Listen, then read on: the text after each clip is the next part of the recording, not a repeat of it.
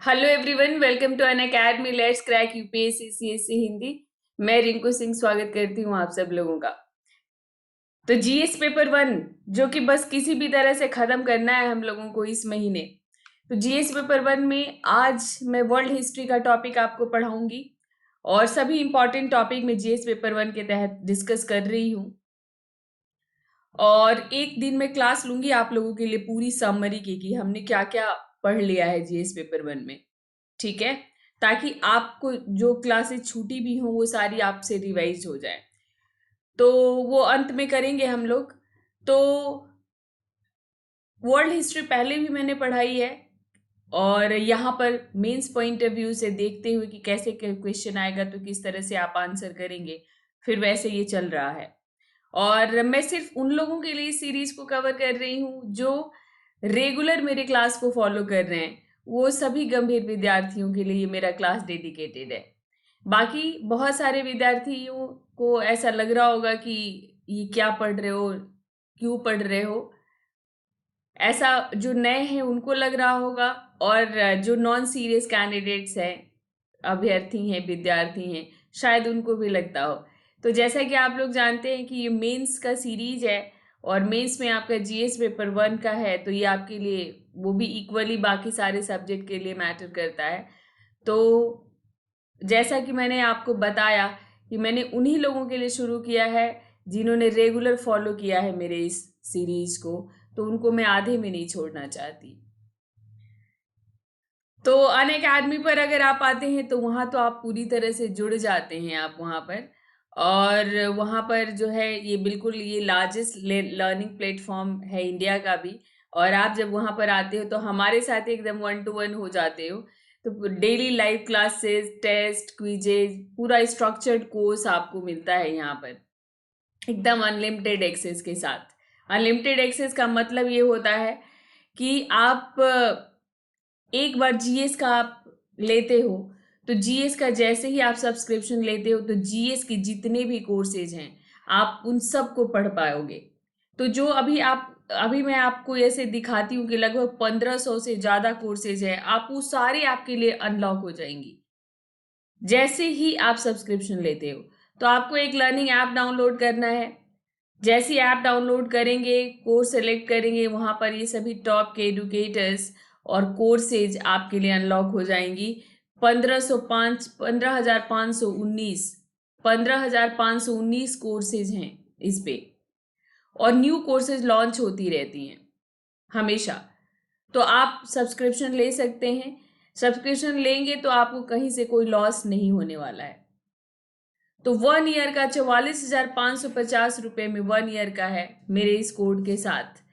और इसी में आपका 2 ईयर का है 64,800 में। और 81,000 में आपका 3 ईयर का है। 81,000 उनके लिए है जो सभी के सभी सीरियस स्टूडेंट हैं और जो ट्वेल्थ से ही अपनी तैयारी करना चाहते हैं, ये उनके लिए है।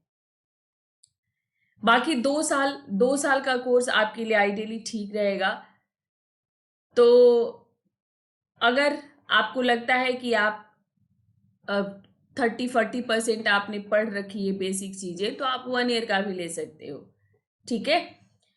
आइकॉनिक सब्सक्रिप्शन जहां पर आपको एक पर्सनल कोच मिलेगा, वहां 62,550 रुपये में आपका 1 ईयर का है। 96,300 में आपका 2 ईयर का है। और 1,27,000 में आपका 3 साल का है। रिंकू लाइव कोड यूज करेंगे तो ये फी आपको, इस फी पर आपको सब्सक्रिप्शन मिलेगा क्योंकि 10% डिस्काउंट के बाद ये आपका ये फीस है। क्रेडिट कार्ड बनवा लीजिए, आपके लिए ईएमआई पे सब्सक्रिप्शन लेना बहुत आसान हो जाएगा।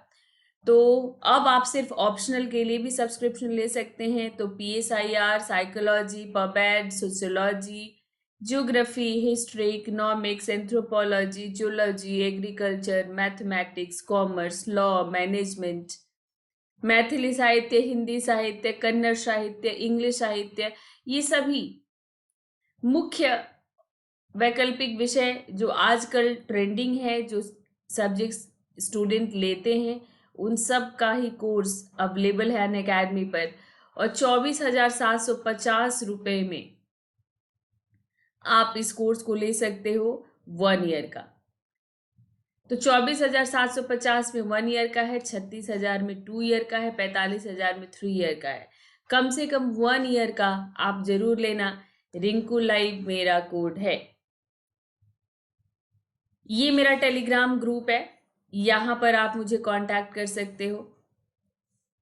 अपने टेलीग्राम में बिना स्पेस का डालना @रिंकू सिंह हिस्ट्री, आप सब्सक्राइब हो जाओगे। और वहां पर आज ही जैसे मैंने अपने कई सेशन के PDF शेयर किए, तो वहां पर आप मेरे सेशन का PDF आपको वहां पर से मिलेगा। तो रिंकू लाइव मेरा कोड है। तो आज का जो टॉपिक है प्रथम विश्व युद्ध, यहां से हमेशा प्रथम विश्व युद्ध और द्वितीय विश्व युद्ध से हमेशा प्रश्न आते हैं। कई बार दोनों को साथ मिलाकर प्रश्न आता है। तो सबसे एक एक करके देखेंगे। पहले प्रथम विश्व युद्ध, फिर द्वितीय विश्व युद्ध। तो सबसे पहले आपको ये पूछा जा सकता है कि प्रथम विश्व युद्ध के कारण में, ठीक है। तो इतना सिंपल क्वेश्चन नहीं पूछा जाएगा कि प्रथम विश्व युद्ध के कारणों को बताओ, इतना सिंपल नहीं पूछा जाएगा। प्रश्न पूछने का UPSC का तरीका अलग होता है। तो ये पूछा जा सकता है आपसे। एग्जैक्ट लैंग्वेज में कभी नहीं बता पाऊंगी कि UPSC किस लैंग्वेज में पूछेगा, मैं आपको सिर्फ संभावना बताती हूँ। लेकिन अगर आपको पूरा का पूरा टॉपिक अगर आपको क्लियर रहेगा, तो किसी भी तरह से प्रश्न पूछा जाए आप आंसर जरूर लिख दोगे। तो प्रथम विश्व युद्ध पे पहले भी हर बार क्वेश्चन प्रथम विश्व युद्ध द्वितीय विश्व युद्ध पे पूछा जाता है। तो एक बार पूछा हुआ था कि जर्मनी प्रथम विश्व युद्ध और द्वितीय विश्व युद्धों के लिए, इन दोनों विश्व युद्धों के लिए जर्मनी कहां तक जिम्मेदार था, ये पूछा जा चुका है आपको। आज के इससे आपको पता चल जाएगा जर्मनी कैसे जिम्मेदार था। इसी तरह से आपको ये पूछा जा सकता है कि साम्राज्यवादी होड़ ने द्वितीय विश्व युद्ध को साम्राज्यवादी होड़ ने शुरू किया, प्रथम विश्व युद्ध को साम्राज्यवादी होड़ ने शुरू किया, प्रथम विश्व युद्ध को। द्वितीय विश्व युद्ध में तो ये जो अपमानजनक संधियां थी, जिसे अधिनायक तत्वों का उदय हुआ, उन्होंने मुख्य भूमिका निभाई, लेकिन उसमें भी साम्राज्यवादी होड़ था। तो कई तरह के कारण आपको पूछे जा सकते हैं इसमें। आइए अलग अलग कारणों पर देखते हैं कि किन किन एंगल से आपका क्वेश्चन बन सकता है। तो सबसे पहले बात करेंगे साम्राज्यवादी प्रतिस्पर्धा की। सबसे पहले साम्राज्यवादी प्रतिस्पर्धा एक मुख्य वजह रहा, मुख्य कारण रहा प्रथम विश्व युद्ध का।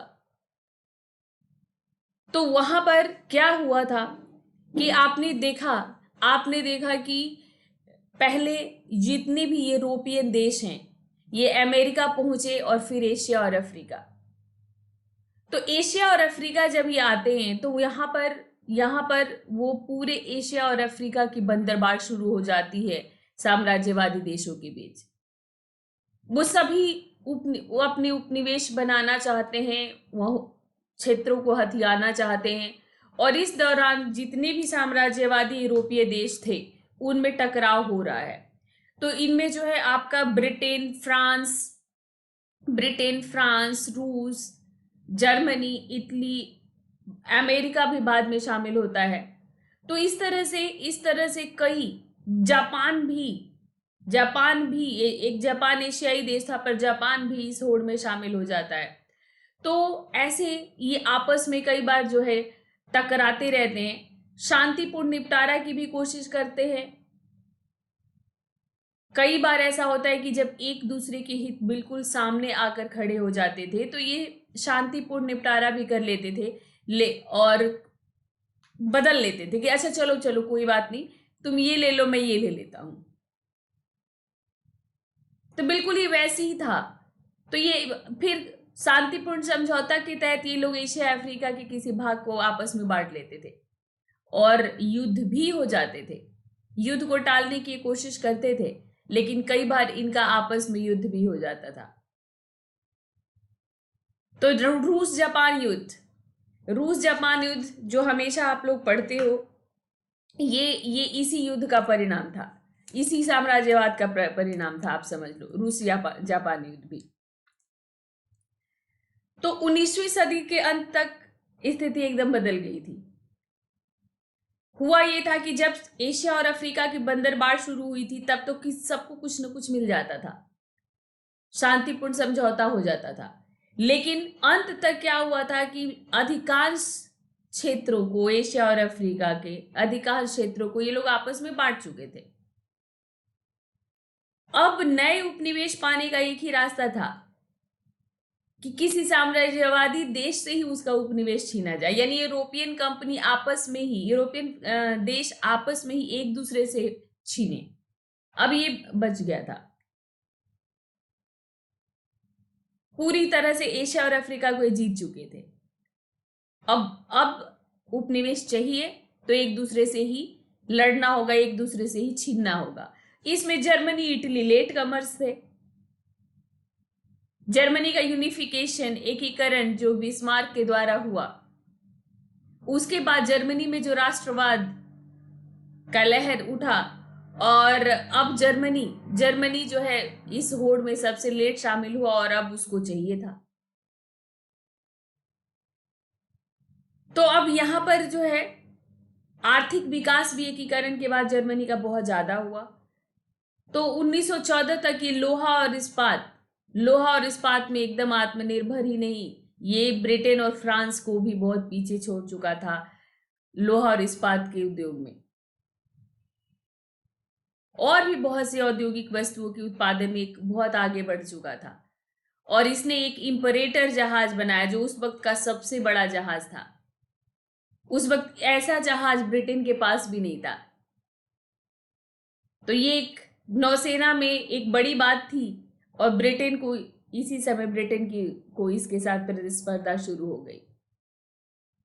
तो ब्रिटेन के, ये आपका ये जर्मनी का क्वेश्चन आ चुका है, याद रखिएगा। जर्मनी का जो आपका क्वेश्चन आया वो यही आया है कि प्रथम विश्व युद्ध और द्वितीय विश्व युद्ध, दोनों विश्व युद्धों के लिए जर्मनी कहां तक जिम्मेदार था। तो प्रथम विश्व युद्ध में आप देख रहे हैं कि साम्राज्यवादी होड़ में लेट शामिल हुआ, देर से आया, और अब उसको साम्राज्यवादी महत्वाकांक्षा, जबकि एशिया और अफ्रीका की बहुत सारे प्रदेशों को पहले ही यूरोपियन देशों ने अधिकृत कर लिया है, पर अब जर्मनी को साम्राज्यवाद बनाना था, यानी जर्मनी को अब उपनिवेश चाहिए थे। और इसके लिए वो यूरोपियन देशों से ही ये भिड़ने लग गया। ठीक है, क्योंकि इसके हाथ बहुत कम उपनिवेश हाथ लगे थे, बहुत कम। जब इन्होंने पूर्व में पांव फैलाने की सोची तो उनकी महत्वाकांक्षा क्या थी कि जो उस्मानिया साम्राज्य जो अब पतनशील था, यानी तुर्की साम्राज्य, ऑटोमन एम्पायर जो अब पतनशील अवस्था में था, उसकी अर्थव्यवस्था पर अपना नियंत्रण स्थापित कर ले। क्योंकि तुर्की साम्राज्य एक समय पर तुर्की साम्राज्य एक सबसे बड़ा साम्राज्य था, और आप ये समझ लो कि पूरा मध्य एशिया और यूरोप का पूरा बाल्कन क्षेत्र इसके अधीन था। और इस पर अगर अधिकार हो जाता है, धीरे धीरे प्रदेश स्वतंत्र हो रहे, और इस पर अगर अधिकार हो जाते तो उसको बहुत बहुत सारे देश मिल जाते, बहुत सारा क्षेत्र मिल जाता। तो ये उस्मानिया साम्राज्य की अर्थव्यवस्था पर अपना नियंत्रण स्थापित करना चाह रहा था, और इसके लिए इसने बर्लिन से बगदाद तक एक रेल लाइन बिछाने की योजना बना ली। बर्लिन से बगदाद तक इसका विरोध होने लग गया। ये प्रथम विश्व युद्ध में आप पूरा पढ़ोगे तो जर्मनी का आपको रोल समझ में आ जाएगा। और फिर द्वितीय विश्व युद्ध जब पढ़ोगे तो बरसाई की संधि जर्मनी को एक ऐसी अपमानजनक संधि थी जो जर्मनी भूला नहीं था। तो यहीं से बिल्कुल ट्यून्ड रहिएगा जर्मनी का, आप इसमें देखते जाइएगा कि जर्मनी क्या क्या कर रहा है। और फिर इसी में द्वितीय विश्व युद्ध का भी आप पढ़ेंगे। इसी विश्व युद्ध का परिणाम था एक तरह से द्वितीय विश्व युद्ध। ठीक है, इसी में फिर मैंने कहा कि जर्मनी और इटली जो कि सबसे लेट शुरू हुए, अब इटली की भी अपनी महत्वाकांक्षा थी। इटली का जब एकीकरण हुआ तो ये भी फ्रांस जितना शक्तिशाली बन चुका था, और उत्तरी अफ्रीका स्थित जो त्रिपोली है, त्रिपोली पर अपना नजर गड़ाया हुआ था। ये उस्मानिया साम्राज्य का क्षेत्र था। उस्मानिया साम्राज्य का जो है कुछ अफ्रीकी देशों पर भी अधिकार था। रूस के जो है ईरान, कुस्तुनतुनिया समेत तुर्की साम्राज्य के कई इलाकों पर और सुदूर अन्य जगहों से भी जुड़ी अपनी महत्वाकांक्षाएं थी रूस की भी। जापान जापान भी साम्राज्यवाद, एक ऐसा एशियाई देश जो कि जल्दी ही अमेरिका के शैडो से बाहर आकर आत्मनिर्भर हुआ, और इसने जो है 1904-5 में हरा दिया था रूस जापान में। जब पहली पढ़ाई, इसने सुदूर पूर्व में इसका पूरा प्रभाव बढ़ गया था जापान का भी। तो जापान भी अब साम्राज्यवादी देश बन चुका था, जापान भी। और जापान पर आप समझ लो, जापान पे अमेरिका ने बम गिराया, उसके बाद अमेरिका ने बहुत इसको आपने उसमें लिया, फिर जापान ने अमेरिका को पीछे छोड़ा। तो जापान की जिजीविषा की एक अलग कहानी है। खैर, अभी प्रथम विश्व युद्ध में अब आप देखोगे तो प्रथम विश्व युद्ध में ये भी साम्राज्यवादी होड़ में शामिल हो चुका है, और रूस को हराने के बाद इसका प्रभाव काफी बढ़ गया। ब्रिटेन की अगर हम लोग बात करते हैं तो ये इंद्र थे। ये जैसे ही किसी देश को देखते थे कि उसकी शक्ति बढ़ रही है, इनका सिंहासन हिलने लग जाता था। जब भी किसी देश की शक्ति बढ़ती तो ऐसा लगता कि अब ये ब्रिटिश साम्राज्य के लिए खतरा है, इसको जल्दी से कुचल दो। तो ब्रिटेन दूसरे सभी साम्राज्यवादी देशों से काफी आगे था, और साम्राज्यवाद की होड़ में, उपनिवेशवाद की होड़ में सबसे पहले उतरा और आगे था। मतलब पुर्तगाल और स्पेन खत्म हो चुके थे। पुर्तगाली और स्पेनिश ये लोग एक हुए थे, और फिर स्पेन को हराया था ब्रिटेन ने। अब ब्रिटेन सबसे ताकतवर, तो इसके पास पहले से एक बड़ा साम्राज्य था, और ये उसकी रक्षा करना इसके लिए आवश्यक था। इसको अब उपनिवेश नहीं चाहिए थे, इसको अपने उपनिवेशों की रक्षा करने के लिए चिंतित रहता था। तो इसीलिए जब भी कोई देश शक्तिशाली होता था तो उसके साथ इसकी भिड़ंत तय मानी जाती थी, क्योंकि इसको फिर ये डर हो जाता था कि कहीं ये मेरा सिंहासन न ले ले। जैसे आजकल अमेरिका करता है ना, कि जैसी कोई देश अगर जैसी देखता है कि कोई देश शक्तिशाली हो रहा है, तो फिर अमेरिका उस पर किसी न किसी तरीके से, मतलब हर सभी देशों को वो चाहता है कि हमारे जो है उसमें रहें, छतरी के नीचे रहें। तो बिल्कुल उस समय ब्रिटेन की यही स्थिति थी। संयुक्त राज्य अमेरिका, ये जो कि लगभग 1800 के आसपास आजाद हुआ था। पुर्तगाली, स्पेनिश, ब्रिटिश ये सब उपनिवेश थे इसके यहां पर। उनसे बाहर आकर 19वीं सदी के अंत तक ये शक्तिशाली राष्ट्र के रूप में उभर गया था। 19वीं सदी के अंत तक शक्तिशाली राष्ट्र के रूप में उभर चुका है, और इसने अब शुरुआत कर दी थी, इसने फिलीपींस को हड़प लिया था। तो अमेरिका शक्तिशाली हुआ कैसे? अमेरिका का व्यापार बहुत तेजी से बढ़ रहा था, और इसकी मुख्य दिलचस्पी व्यापार की स्वतंत्रता बनाए रखने में थी। और जितनी भी दूसरी बड़ी ताकतें थी, उनके प्रभाव का बढ़ना अमेरिकी हितों के खिलाफ माना जाता था, खतरा समझा जाता था। तो अमेरिका भी इस तरह इस होड़ में शामिल है। एक और कारण माना जाता है, ये तो आपने देखा, ये अगर क्वेश्चन आता है कि साम्राज्यवादी देशों की महत्वाकांक्षा ने प्रथम विश्व युद्ध को अवश्यंभावी बना दिया, तो आप इसमें सबको लिख देंगे।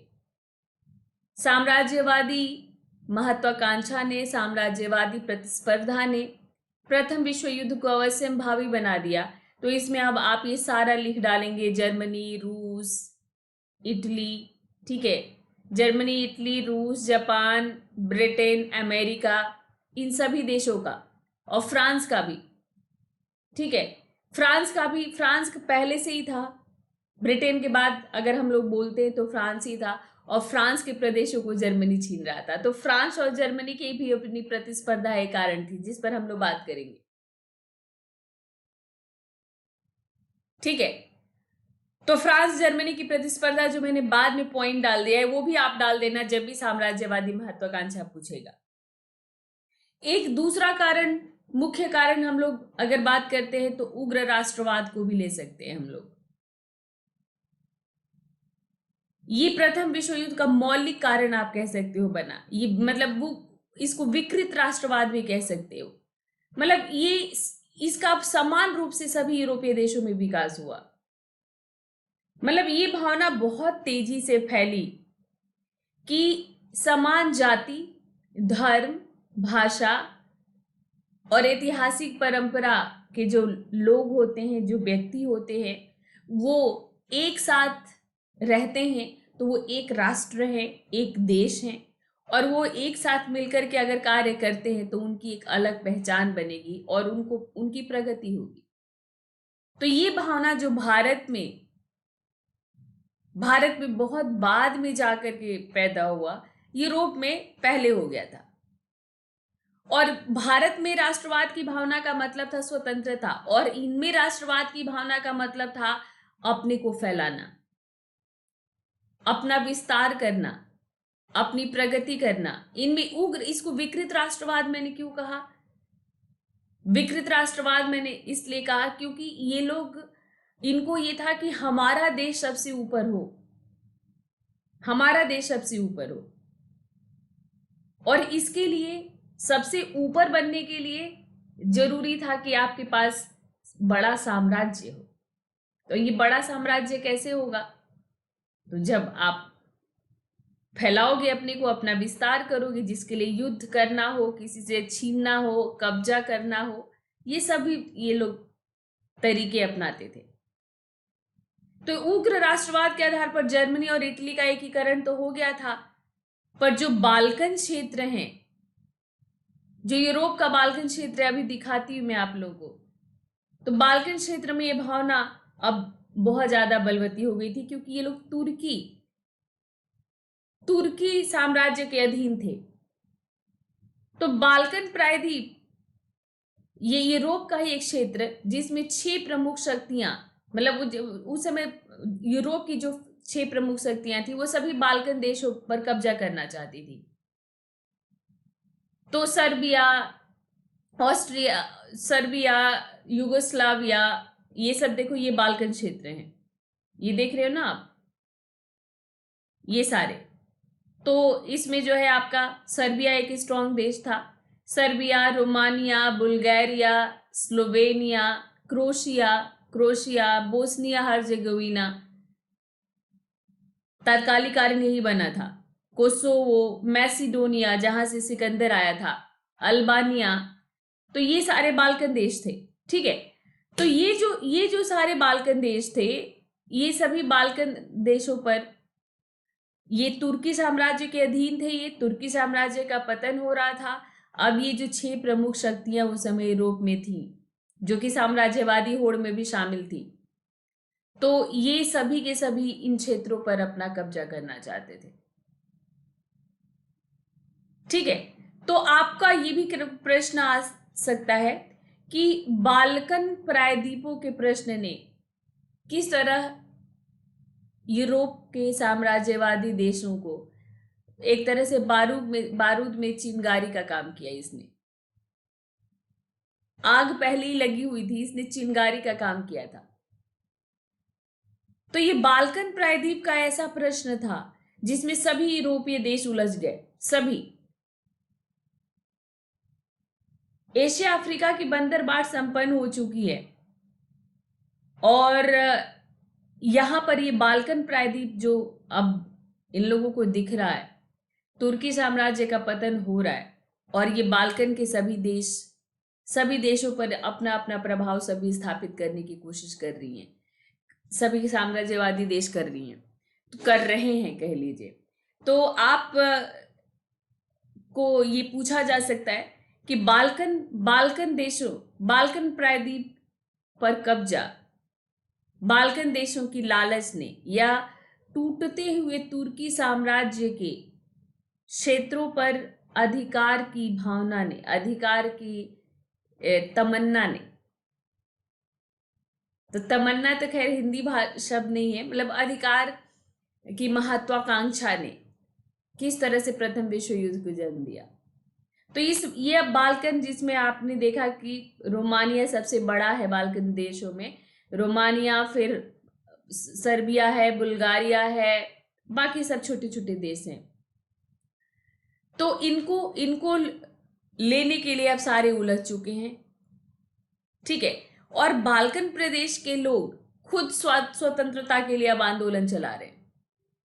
ये बाल्कन प्रदेशों के लोग अपने स्वतंत्र होने के लिए विद्रोह कर रही हैं, तुर्की साम्राज्य से अभी स्वतंत्र होना चाहते हैं और यूरोपीय देश इन पर नजर गड़ाए हुए हैं। तो रूस के जार जो थे, इनको ये आशा थी कि जैसे ही तुर्कों का शासन समाप्त होगा ये सभी रूस के नियंत्रण में आ जाएंगे। ठीक है।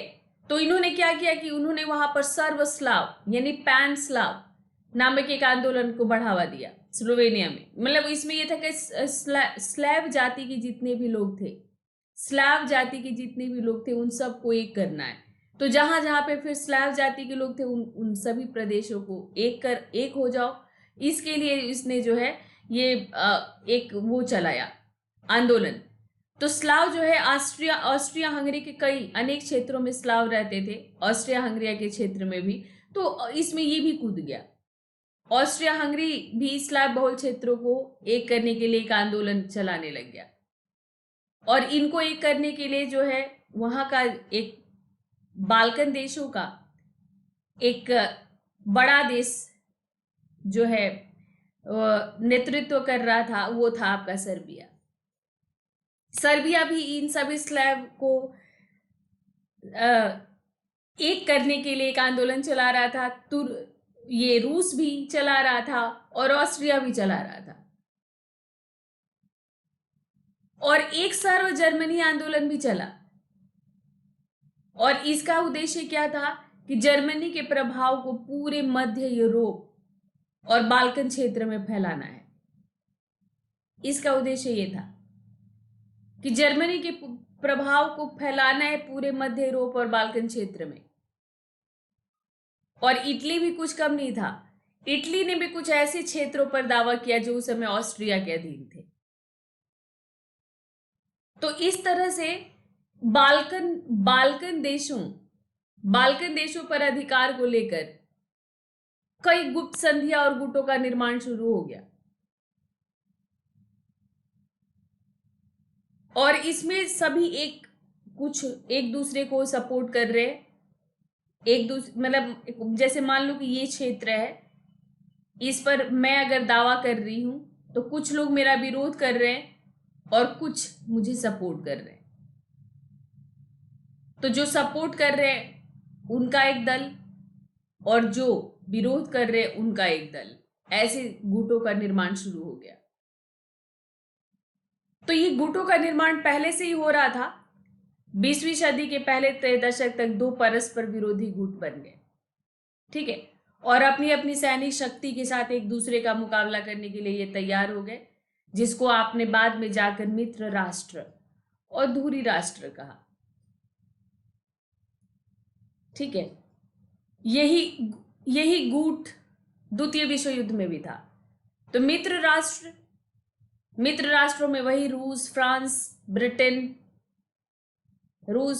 ब्रिटेन, अमेरिका, इटली बाद में मित्र राष्ट्रों की तरफ से युद्ध में शामिल हुआ।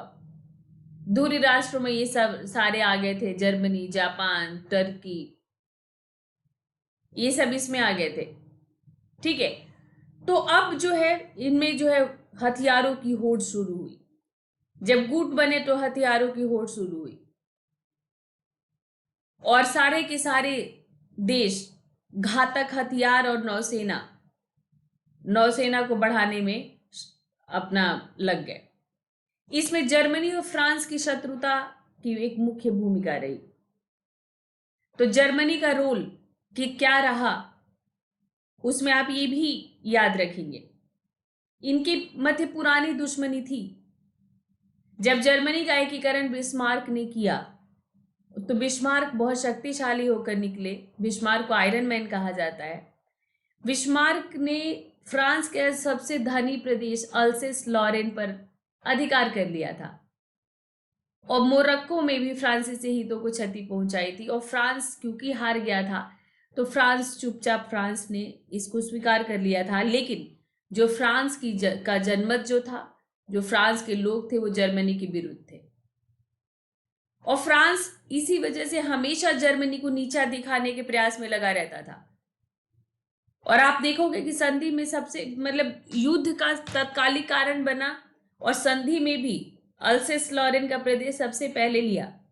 तो और द्वितीय विश्व युद्ध के समय सबसे पहले जर्मनी इसी को छीनेगा। तो ये जो प्रदेश था, इस प्रदेश को लेकर के दोनों देशों की बीच शत्रुता शुरू हुई और दोनों एक दूसरे को नीचा दिखाने के लिए उसमें लग गए। अब जर्मनी ने क्या किया कि फ्रांस को मित्र विहीन बनाए रखने के लिए उसने त्रिगुट समझौता किया। बदले में फ्रांस ने भी जर्मनी को नीचा दिखाने के लिए उसने भी अपने सहयोगी राष्ट्रों का गुट बना लिया। इस तरह से गुट बन गया और युद्ध जैसे ये गुट बने, समझ लो युद्ध अवश्यंभावी हो गया, और इस जिसमें जर्मनी और फ्रांस की शत्रुता ने मुख्य भूमिका निभाई। और अब इस गुटबंदी में साम्राज्यवाद के समान ही सैन्यवाद का जन्म हुआ था। इस सैन्यवाद ने, जैसे आप होता है ना कि आपने सेना तैयार कर लिया, अस्त्र शस्त्र तैयार कर लिए, तो अब आपको अब बिल्कुल जो है कोई अब समस्या नहीं है लड़ने में, और आप कभी भी अब युद्ध के लिए तैयार हो। यही हुआ जब इन लोगों ने अपनी मतलब क्या हुआ कि विस्तारवादी नीति अपनाई। विस्तारवादी नीति को कार्यान्वित करने के लिए, साम्राज्य को बढ़ाने के लिए ये लोग इन सब के सभी देशों ने अस्त्र शस्त्र की निर्माण और खरीद बिक्री में लग गए। उपनिवेश बनाने के लिए, उपनिवेशों की सुरक्षा के लिए सैनिक दृष्टिकोण से मजबूत होना आवश्यक था। ठीक है, सैनिक दृष्टि से मजबूत होना आवश्यक था, इसलिए सबके सब सैनिक दृष्टि से अपने को मजबूत कर रहे। इसमें राष्ट्रीय आय का भी एक बड़ा भाग जा रहा था। अस्त्र शस्त्रों के निर्माण और सैनिक संगठन पर ये खर्च कर रहे थे। और जैसे जैसे प्रतिस्पर्धा बढ़ी, युद्ध के लिए भी तैयारियां होने लग गई थी। इसमें अगर हम लोग फ्रांस और जर्मनी की बात करें, आज के डेट में बिल्कुल इंडिया और पाकिस्तान की तरह 85% से ज्यादा सैन्य व्यवस्था पर खर्च हो रहा था। कई ऐसे यूरोपीय देश थे जिसमें सैनिक सेवा अनिवार्य रूप से लागू कर दी गई थी कि आपको सैनिक सेवा देना ही है। और देशों में सैनिक अधिकारियों का वर्चस्व बढ़ रहा था क्योंकि सेना पर सबसे ज्यादा ध्यान दिया जा रहा था। इस सैन्यवाद ने, अस्त्र शस्त्रों की होड़ ने एक तरह से यूरोप को आप ये कह लीजिए कि बारूद के ढेर पर बैठा दिया। और अब एक विस्फोट होने की देर थी जो कि 1914 में हुआ। तो ये क्या रहा युद्ध का तात्कालिक कारण? तो मैं तात्कालिक कारण 1914 से भी शुरू कर सकती थी, लेकिन मैंने सोचा कि आपको थोड़ा सा पूरा बैकग्राउंड बता दूं। तो युद्ध का तात्कालिक कारण था ऑस्ट्रिया के राजकुमार फर्डिनेंड की हत्या। पर ये शुरू कैसे हुआ था? ये कलह शुरू कैसे हुआ था कि 1908 में ऑस्ट्रिया ने बोस्निया और हर्जेगोविना को हड़प लिया, जो कि तुर्की साम्राज्य के प्रांत थे। अभी बाल्कन देशों में आपने देखा ऊपर थे। और ये जो बोस्निया हर्जेगोविना था, इस पर सर्बिया की निगाहें गड़ी हुई थी क्योंकि ये संयुक्त स्लाव राज्य स्थापित करना चाह रहा था और इसको रूस का समर्थन प्राप्त था। बोस्निया को रूस ने पहले ही स्लैव आंदोलन चला रखा था और वो बोस्निया को सपोर्ट कर रहा था ऑस्ट्रिया के विरुद्ध। तो रूस ने जो ऑस्ट्रियाई कब्जे के खिलाफ युद्ध छेड़ने की धमकी दी, तो तुरंत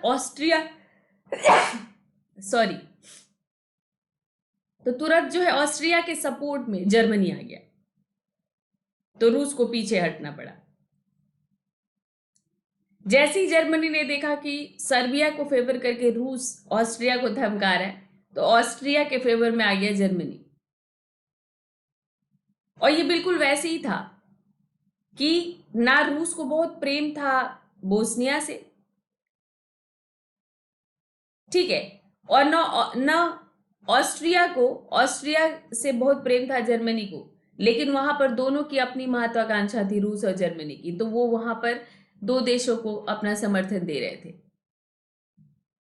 तो 1912 के 4 बाल्कन देश सर्बिया, बुल्गारिया, मोंटेनिग्रो और यूनान, जहां का मैसेडोनिया जो मैंने दिखाया आपको, इन्होंने तुर्कों के खिलाफ युद्ध छेड़ दिया, स्वतंत्रता की लड़ाई। अब जो स्वतंत्रता की लड़ाई सर्बिया, बुल्गारिया, मोंटेनेग्रो, यूनान ने शुरू की, इससे यूरोप में तुर्की के लगभग सारे अधिकार क्षेत्र छीन गए।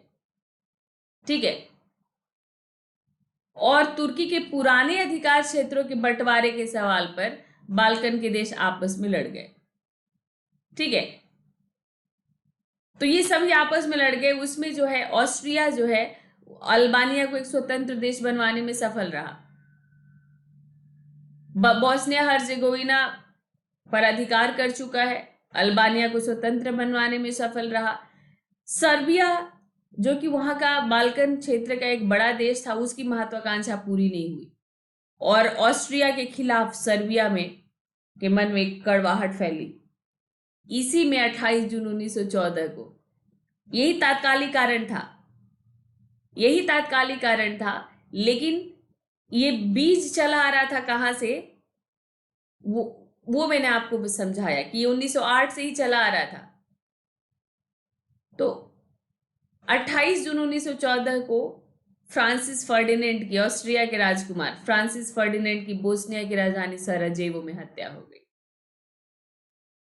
ठीक है, और ये उत्तराधिकारी थे।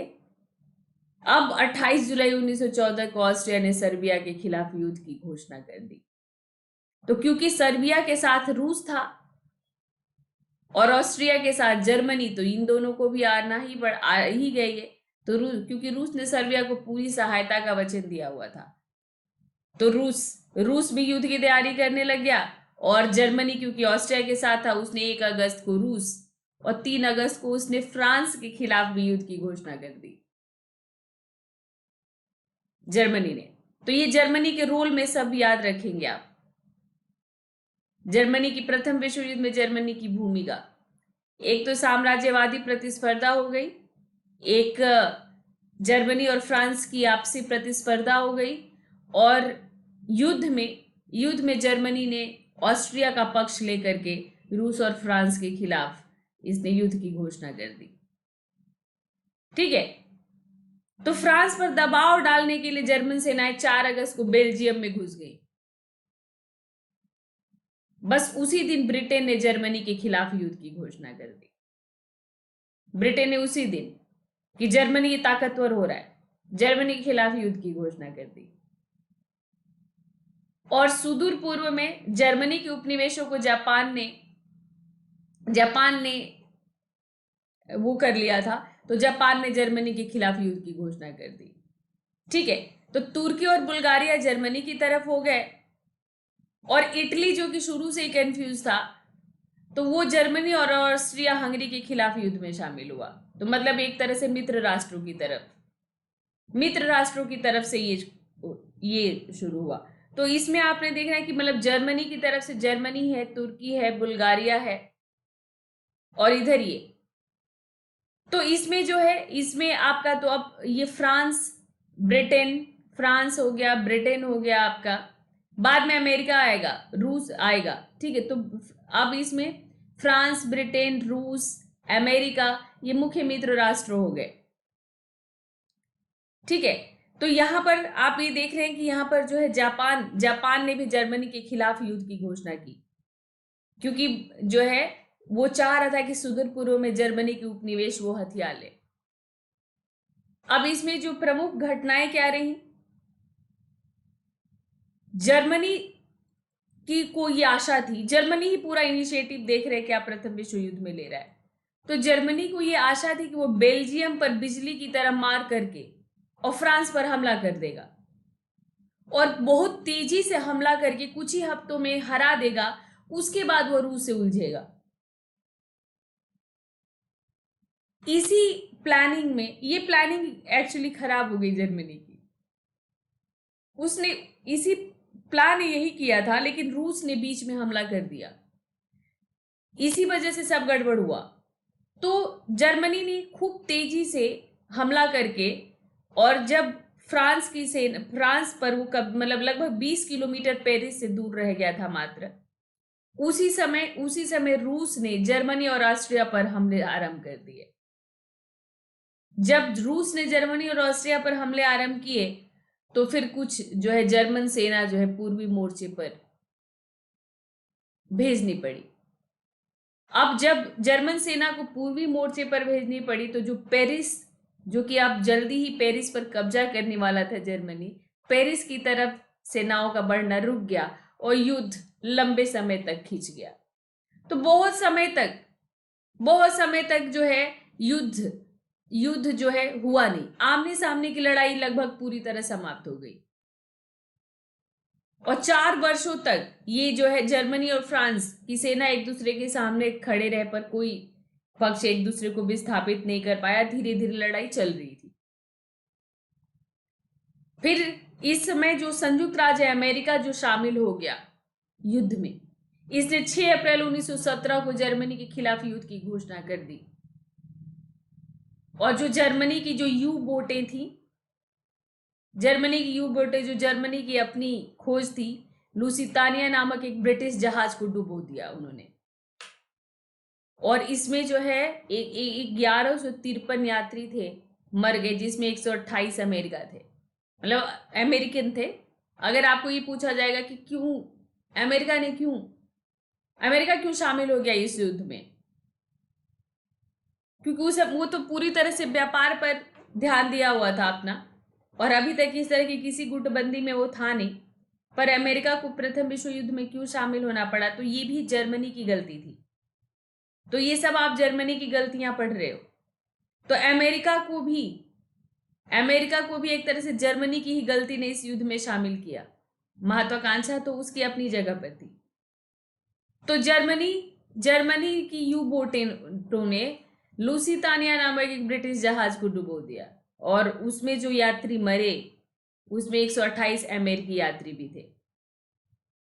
इसके अलावा अमेरिका क्यों शामिल हुआ, इस एंगल को भी याद रखिएगा कि अमेरिका क्यों शामिल हुआ। तो इसमें ऐसा था कि अमेरिका उस समय एक व्यापारिक देश के तौर पर स्थापित हो चुका था और हथियार और दूसरी वस्तुएं खरीदने के लिए जो मित्र राष्ट्र जो देश थे उन्होंने जो है अमेरिका में बड़े पैमाने पर ऋण पत्र जारी किए थे और बहुत सारे अमेरिकियों ने उस ऋण पत्र को खरीदा था। जैसे बॉन्ड खरीदते हो आप, तो इनकी अदायगी इन देशों के युद्ध जीतने के बाद होनी थी कि अगर ये जीत गए, भाई जीतेंगे तभी तो उसका पैसा वो देंगे जो ऋण पत्र उन्होंने जारी किया है। अगर नहीं जीते तो फिर तो वो बेकार हो जाएगा और जिन्होंने खरीदे हैं उनका भी वो फिर सरकार से फिर मांग करेंगे। तो इस तरह से अमेरिका ने जब देखा कि युद्ध लंबा खींच रहा है तो फिर अमेरिका इसमें शामिल हो गया। इसमें एक प्रमुख घटना रही रूस का पीछे हटना।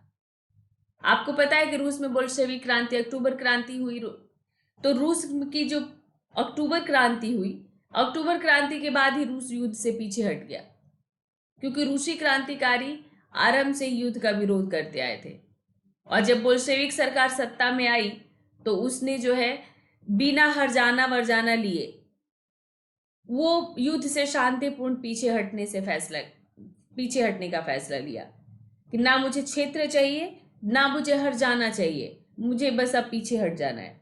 तो रूस पीछे हट गया। तो रूस का पीछे हटना एक महत्वपूर्ण घटना रहा। अब युद्ध जो 1914 से शुरू होकर 1917 हो चुका है, अब युद्ध में जो है जनता जो थी, जैसी रूस पीछे हटा, सभी देशों में जनता के भीतर युद्ध विरोधी भावनाएं पनपी, सैनिक विद्रोह होने लग गए, गृह युद्ध जैसी स्थिति हो गई। तो अमेरिका के राष्ट्रपति वुडरो विल्सन ने एक शांति का कार्यक्रम रखा सामने, क्योंकि सभी देश किसी नतीजे पर नहीं पहुंच पा रहे थे और सभी देश की जनता परेशान थी, क्योंकि युद्ध के समय महंगाई बढ़ जाती है, सैनिक भी परेशान हो जाते हैं। तो वुडरो विल्सन एक 14 सूत्री कार्यक्रम रखा, ठीक है, जिसको मतलब विल्सन सूत्र के नाम से भी जानते हैं। और इस मतलब इसी शांति संधि पर हस्ताक्षर हुआ, और उनके मतलब जब शांति संधि हुआ तो विल्सन के सूत्रों को, कुछ सूत्रों को शामिल कर लिया गया था, और भी कुछ उसमें चीजें रखी गई थी। तो ये जो शांति संधियां हुई ये अस्थाई नहीं रही। ये शांति संधियां जिस तरह से डिजाइन की गई थी, इसी में द्वितीय विश्व युद्ध का कारण एक तरह से छुपा हुआ था। तो जनवरी और जून 1919 के बीच जो विजयी शक्तियां रहीं वो पेरिस के उपनगर वर्साई में इकट्ठी हुई। उनका सम्मेलन हुआ वर्साई में, इसीलिए उसको वर्साई की संधि कहते हैं। तो जो संधि की शर्तें थी उसको निर्धारित करने में 3 महत्वपूर्ण व्यक्तियों ने भूमिका निभाई थी। अमेरिकी राष्ट्रपति वुडरो विल्सन, ब्रिटेन के प्रधानमंत्री लॉयड जॉर्ज और फ्रांस के प्रधानमंत्री जॉर्ज क्लेमेंसो। इन 3 लोगों ने मुख्य भूमिका निभाई थी। ठीक है, देखो ये इस युद्ध में पूरी तरह से पराजित होकर और सरेंडर करने जैसी नौबत नहीं आई थी, लेकिन अब ये अमेरिका, ब्रिटेन, फ्रांस ये भारी पड़ रहे थे उन सभी देशों पर। तो एक तरह से अब शांति संधियां ही जरूरी थी, और ये देश इसको करने के लिए मजबूर भी थे। तो जो युद्ध में सबसे ज्यादा जो की रोल जिसने निभाई थी वो था जर्मनी, वो जर्मनी था। तो जर्मनी के साथ मुख्य संधि हुई थी 28 जून 1919 को। इसमें कई संधियां हुई, सभी संधियों पर आपको ऐसा वो करने की जरूरत नहीं है। आपको मुख्य रूप से जो जर्मनी के साथ, ऑस्ट्रिया के साथ जो संधियां, जो जर्मनी के सहयोगी देश थे, हंगरी, ठीक है, हंगरी, चेकोस्लोवाकिया, युगोस्लाविया, पोलैंड की स्वाधीनता को मान्यता देने पर बाध्य किया गया था ऑस्ट्रिया को। हर्जाना भी भरना पड़ा था। तो इस तरह से जो है मतलब जर्मनी को मुख्य रूप से वैसे किया गया। तो जर्मनी को जो है जर्मनी और उसके सहयोगियों को आक्रमण के लिए दोषी ठहराया गया, और जर्मनी को सिर्फ फ्रांस का अल्सेस लॉरेन ही नहीं, जर्मनी का एक सार नामक क्षेत्र है जहां पर कोयला की बहुत सारी खदानें हैं, उसको 15 वर्षों के लिए फ्रांस को दे दिया गया। जर्मनी के निशस्त्रीकरण की व्यवस्था की गई, ये जर्मनी का शस्त्रीकरण नहीं होगा, और उसके सारे उपनिवेश छीनकर विजेताओं में बांट दिया गया। जो भी मित्र राष्ट्रों को हानि हुई थी उसका हर्जाना भी जर्मनी को भरना था। और जर्मनी के सहयोगियों के साथ अलग अलग संधि हुई थी, जैसा मैंने बताया कि ऑस्ट्रिया को कहा गया कि वो हंगरी, चेकोस्लोवाकिया, युगोस्लाविया, पोलैंड उनकी स्वाधीनता को मान्यता दे, मतलब उन पर से अपना प्रभाव हटाए। तुर्की के साथ जो संधि की गई जिसे सेब्रिज की संधि कहते हैं, उस्मानिया साम्राज्य को छीन भिन कर दिया गया और उसको भी बांट लिया गया। इसी के खिलाफ भारत में खिलाफत आंदोलन चला था, इसी के खिलाफ। ठीक है, तो ये जिस तरह से इसको बांटा गया, इसको मडेट कहा जाता है, क्षेत्रों को जिस तरह से बांटा गया। तो विल्सन के 14 सूत्रों में शांति बनाए रखने के लिए एक अंतरराष्ट्रीय संगठन की भी एक अंतरराष्ट्रीय संगठन का भी प्रावधान था कि एक अंतरराष्ट्रीय संगठन की स्थापना होना चाहिए जो सभी राज्यों की स्वतंत्रता की देखरेख करेगा। तो राष्ट्र संघ की स्थापना हुई थी।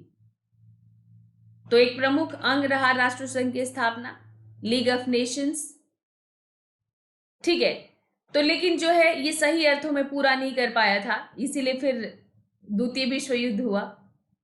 2 प्रमुख देश जर्मनी और सोवियत संघ को वर्षों तक इसका सदस्य नहीं बनने दिया गया था, और खुद विल्सन जिन्होंने इसको डिजाइन किया था, अमेरिका इसका सदस्य नहीं बना था, उसने इससे अलग रहने का फैसला किया। तो रूस और जर्मनी इसके सदस्य ही नहीं है, अमेरिका इससे अलग है, तो इसका कोई मतलब नहीं रह गया था। तो युद्ध का, प्रथम विश्व युद्ध का परिणाम बहुत खतरनाक, बहुत घातक रहा। और आपको ऐसे भी प्रश्न पूछा जा सकता है कि प्रथम विश्व युद्ध में ही द्वितीय विश्व युद्ध के कारण छुपे हुए थे। तो आप वो भी देखेंगे। तो प्रथम विश्व युद्ध में जर्मनी की ने अपनी महत्वाकांक्षा, अपने अति आत्मविश्वास में जर्मनी ने हर जगह नाक घुसेड़ा। और फिर आप देखेंगे कि द्वितीय विश्व युद्ध में भी जर्मनी ही करेगा, और जर्मनी में तब हिटलर आ चुका रहेगा, और वर्साय की संधि की चुभन जर्मनी की जनता के लोगों में है। इस युद्ध का परिणाम ये रहा कि लगभग जो है 5 करोड़ 30 लाख से लेकर 7 करोड़ तक लोग इस युद्ध में लड़े। ठीक है, और मरने वालों की संख्या 90 लाख बताई जाती है, हालांकि इससे ज्यादा होगा। तो जो युद्ध में जिन्होंने भाग लिया उसका 7वां भाग लगभग मारे गए, लाखों लोग अपंग हो गए, और हवाई हमलों की वजह से अकाल महामारी फैला, भारी संख्या में असैनिक नागरिक भी मारे गए। हवाई हमले में ये मारे ही जाते हैं। ठीक है, तो हवाई हमलों से, अकालों से, महामारियों से भारी संख्या में असैनिक लोग मारे गए। ठीक है, और जो शांति संधियां हुई उन्होंने पूरा यूरोप का नक्शा बदल दिया। पूरे नक्शा, यूरोप का नक्शा ये बदल दिया कि सभी विजित देशों ने बिल्कुल सभी अपना जो है अपने क्षेत्र का विस्तार किया, बांट लिया पूरे प्रदेशों को। बहुत सारे स्वतंत्र देशों का वही खत्म हो गया, अस्तित्व ही खत्म हो गया। इस युद्ध के परिणाम में सबसे मुख्य बात ये निकली कि अमेरिका और सोवियत रूस विश्व शक्ति बनकर निकले। अमेरिका निकला एक पूंजीवादी देश के तौर पर, और सोवियत संघ निकला एक साम्यवादी देश के तौर पर। ठीक है, तो यूरोप कमजोर हो गया, यूरोप कमजोर हुआ। ब्रिटेन इसमें जीत तो गया था, लेकिन अगर अमेरिका ने सपोर्ट नहीं किया होता तो ब्रिटेन नहीं जीत पाए होते। ब्रिटेन का अभी से यह द्वितीय विश्व युद्ध में और स्पष्ट हो गया था। तो यूरोप कमजोर हो गया, यूरोपियन देश में ब्रिटेन आता है। यूरोप कमजोर हो गया है, सोवियत संघ का उदय हो गया, और ये सोवियत संघ के उदय से क्या हुआ कि जहां जहां पर भी स्वाधीनता संघर्ष चल रहा है, जैसे कि भारत में भी चल रहा था, तो उसने एक घोषणा की कि जहां जहां पर स्वाधीनता संघर्ष चल रहा है उन सबको मेरा समर्थन है। इस घोषणा से भारत सहित वो सभी देश जहां पर स्वतंत्रता संघर्ष चल रहे थे उनकी इच्छा शक्ति और मजबूत हो गई, संघर्ष की शक्ति और बढ़ गई। और जो यूरोपीय देश हैं उन्होंने अपने उपनिवेशन के संसाधनों का उपयोग युद्ध में किया था। भारत ने, जैसे भारत का किया था इंग्लैंड ने। तो ये अब जो उपनिवेश हैं, उन उपनिवेशों में महंगाई बढ़ चुकी थी, लोगों का जीवन बहुत कठिन हो गया था। तो उपनिवेशों को समझ में आया कि हमारे संसाधनों का शोषण हो रहा है। उसने उपनिवेशों की जनता में एक अलग क्षोभ की भावना पैदा की। ये भी प्रथम विश्व युद्ध का कारण रहा। जो शांति संधियां थी वो असफल रही। शांति संधियां जिस तरह से हुई थी उसने साम्राज्यवाद को समाप्त नहीं किया था, बल्कि उसको और बढ़ा दिया था, क्योंकि जीते हुए देशों ने जिस तरह से बंदरबाट किया था। क्योंकि जितने भी विजयी देश थे उन्होंने अपने अधिकार क्षेत्र को और बढ़ा लिए, तो इस शांति संधियों ने भावी युद्ध के बीज बो दिए। ठीक है, और ये इन्होंने जो अपने अधिकार क्षेत्र बढ़ाए, ये इससे हमेशा ये खतरा बना रहा कि जो ये इन्होंने विभाजन किया है, विश्व का पुनः विभाजन एक बार फिर होगा और उसके लिए युद्ध का सहारा लिया जाएगा। क्योंकि जिनके क्षेत्रों को हथियाया गया था वो अपना क्षेत्र तो छोड़ते नहीं। तो युद्ध का फिर सहारा लिया जाएगा।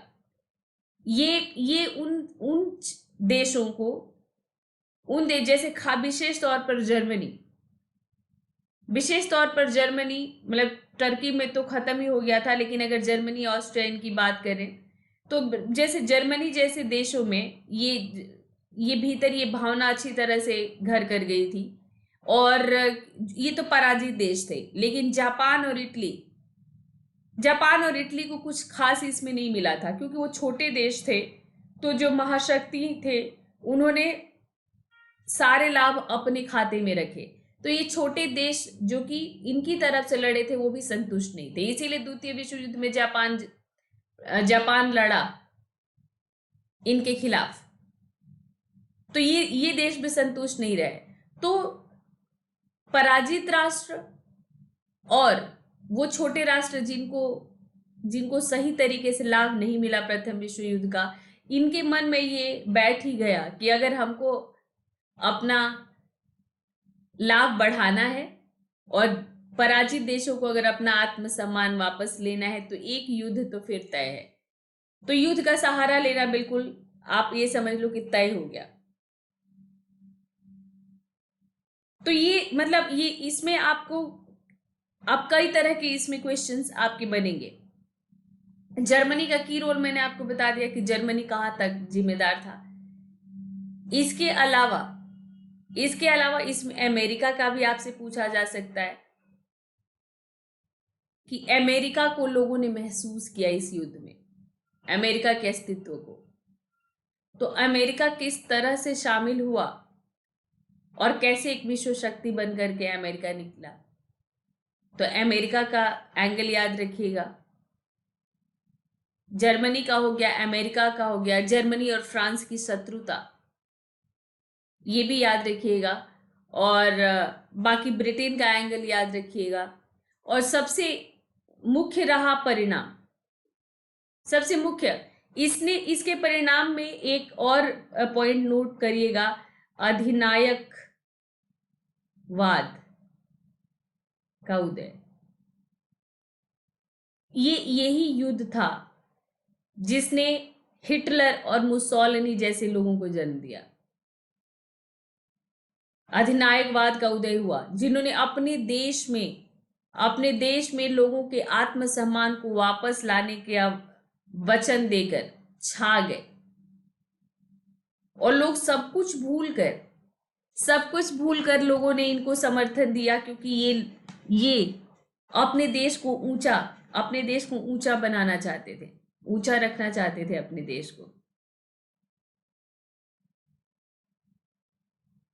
तो ये सब एंगल याद रखेंगे और फिर कल की क्लास में मैं आपको द्वितीय विश्व युद्ध पढ़ा दूंगी। दोनों को बिल्कुल लिंक करके और अपना आप कॉन्सेप्ट बनाएंगे, ठीक है।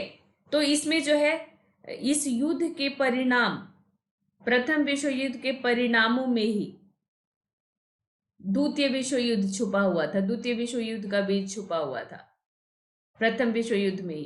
तो इस लाइन पर भी आप लिखिएगा। तो इसमें जो अपमानजनक संधि हुई जर्मनी के साथ और उसके सहयोगियों के साथ, और वो छोटे देश जिनको इस युद्ध से कुछ नहीं मिला, तो ये इनको मेंशन कर देना है ऐसे आंसर में। तो 10 दिसंबर से शुरू है ये, आज 12 तारीख हो गया, 3 क्लास निकल गई आपकी इसमें। तो 10 दिसंबर से शुरू हो चुका है ये आपका हिस्ट्री ऑप्शनल का बैच अनअकैडमी पर, और समाजशास्त्र का जल्दी शुरू कर दूंगी। आप लोगों में से जिसका भी है सोशियोलॉजी वो ले ले, ताकि आपका ज्यादा निकले नहीं इसमें। और जीएस बैच चल रहा है, जीएस पेपर 1 चल रहा है अभी मेरा, और इसमें आपका एनसीईआरटी 3 स्टेप स्ट्रैटेजी, एनसीईआरटी के बाद चैप्टर वाइज चलेंगे स्टैंडर्ड बुक्स को आधार बनाकर एकदम चैप्टर वाइज चलेंगे, चैप्टर पढ़ते हुए नोट्स बनाते हुए, ठीक है। चैप्टर पढ़ते जाएंगे, नोट्स बनाते जाएंगे और इस तरह से आगे बढ़ेंगे, पढ़ते हुए नोट्स बनाते हुए, विषय को अच्छी तरह से समझते हुए आगे बढ़ेंगे। और फिर आंसर राइटिंग प्रैक्टिस जो है वो साथ साथ चलेगा। आंसर राइटिंग प्रैक्टिस साथ साथ नहीं करोगे तो फिर कॉन्फिडेंस नहीं आ पाएगा। तो कॉन्फिडेंस के लिए जरूरी है कि आप आंसर राइटिंग प्रैक्टिस साथ साथ करें। 1 सेकंड दीजिएगा।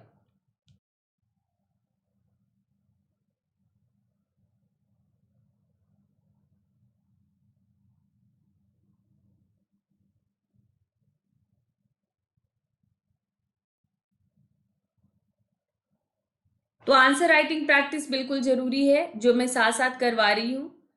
और ऑप्शनल बैच हिस्ट्री सोशियोलॉजी जिसका भी है वो रिंकू लाइव कोड यूज कीजिए। रिंकू लाइव कोड के साथ आप आएंगे तो मैंने आपको बताया कि आपको क्या मिलेगा। तो बिल्कुल इस कोड को इस्तेमाल कीजिए और इस ग्रुप पर आइए। रिंकू सिंह हिस्ट्री मेरा ग्रुप है, @रिंकू सिंह हिस्ट्री आप डालेंगे तो आप यहाँ पर ज्वाइन हो जाएंगे। इसमें आपको सभी मेरे क्लास का PDF मिलेगा और यहीं से आप मुझे कांटेक्ट भी कर सकते हैं। तो रिंकू लाइव कोड यूज कीजिए। रिंकू लाइव कोड अगर मेरे तरीके से मेरे साथ आपको तैयारी करनी है, साथ इन द सेंस की हर जगह आपको अगर गाइडेंस की चाहिए ऑन एवरी स्टेप, तो मैं दूंगी वो आपको। ऐसा बिल्कुल भी नहीं होगा कि एक बार आपने सब्सक्रिप्शन लिया तो फोन नहीं उठेगा।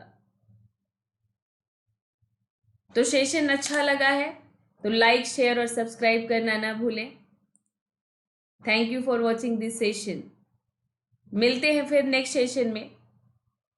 तब तक के लिए बिल्कुल ट्यून्ड रहिए आप रिंकू लाइव के साथ और अनअकैडमी पर आप आइए, वहां पर आकर आपकी तैयारी कंप्लीट होगी। चलिए फिर मिलते हैं नेक्स्ट सेशन में। तब तक के लिए आप सब लोगों को all the best. Bye bye.